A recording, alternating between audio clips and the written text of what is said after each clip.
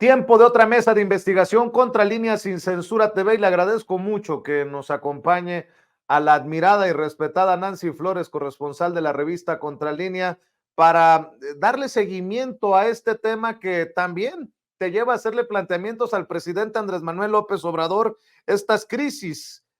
humanitarias en diferentes partes de nuestro país por estas zonas de alta contaminación. Nancy, buenas noches, ¿cómo te va?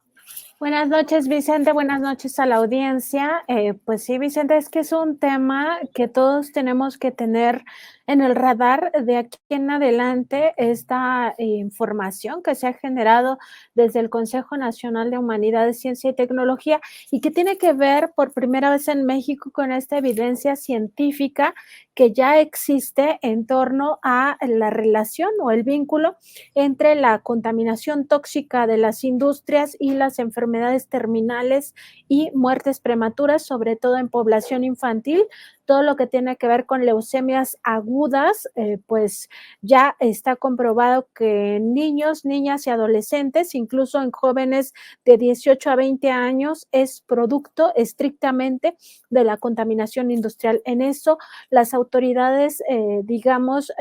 o más bien las autoridades de la ciencia, estos investigadores del CONACYT, que es un grupo multidisciplinario, ya no tiene duda de que el origen de estas enfermedades, de toda esta pandemia de cáncer infantil, es producto de estas contaminaciones industriales. Y muy importante advertir en este contexto, Vicente, la hipocresía de los medios de comunicación corporativos, en el sentido de que, por una parte, han tenido como bandera prácticamente desde el inicio de este sexenio todo el tema de cáncer infantil para acusar que el gobierno del presidente López Obrador no está pues atendiendo a esta población infante, que se les habían quitado los tratamientos contra el cáncer, etcétera. Y por otra parte, cuando ya se tiene esta evidencia científica, cuando el propio CONACYT pues hace públicos estos resultados, pues ahora están ausentes, ¿no? Los medios de comunicación son los grandes ausentes en esta revisión de cuál es el origen de esta pandemia de cáncer y también de enfermedades de carácter renal crónico. Decir que hay niños desde 2 años, 3 años de edad, 4 años,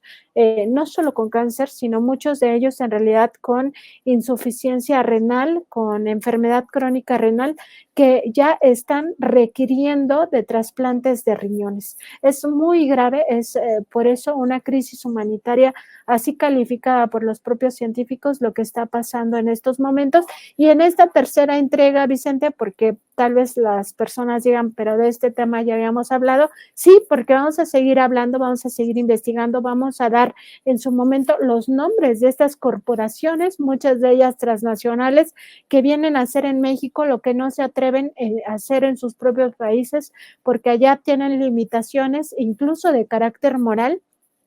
también de carácter legal, que les obligan a limitar